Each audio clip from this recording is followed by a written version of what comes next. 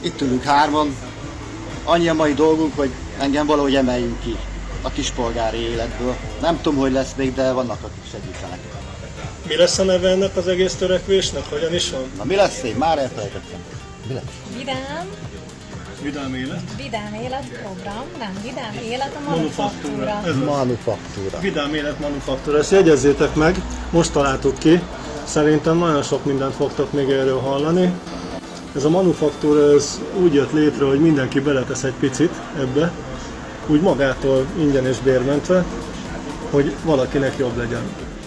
Hála Istennek úgy alakult, hogy az a valaki én voltam, és a Vanda és a Varga Csaba segítségével sikerült tényleg azt csináljam, amit a Csaba, soha többé nem kell már dolgozzak, hiszen azt teszem, amit igazán szeretek.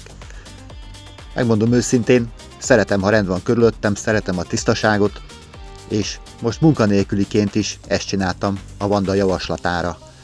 Tehát nem erőlködtem, nem küszködtem, nem kerestem munkát. Egyszerűen csak átéltem, manifestáltam, hogy nekem már rendben van, minden jó. A Facebookomon megosztottam egy AI által készült öltönyös képet, ami engem minden reggel motivált, hogy igen, én így fogok kinézni, és ilyen emberek társaságát keresem.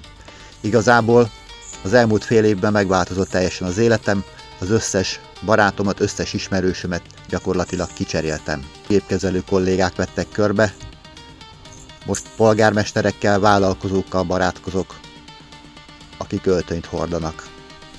Sikeres emberek vesznek körül, annyi a dolgom, hogy velük tartsak. És te is tudod, hogy mi történik. Ha 5 alkoholista a barátod, te leszel a 6.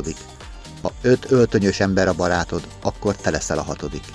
Úgy érzem, a Vidám Élet manufaktúra remekül dolgozott, Vanda is és a Csaba is mindent megtett, tehát szívből, lélekből szorítottunk egymásnak igazából. Senki nem erőlködött, nem volt főnök, nem volt reggeli kezdés, mindenki azt tette, amit szeret. Igazából, ha boldog leszel, boldog lesz az életed is. És ehhez a Csaba nagyon jó utat mutatott, úgyhogy ezúton is köszönöm szépen, drága barátom, hogy fogtad végig a kezemet. A segítség az, mikor megmutatja a másiknak az utat, amin járni kell. És ezt köszönöm a Csabának. Legyen mindenki jó, és szeresse egymást.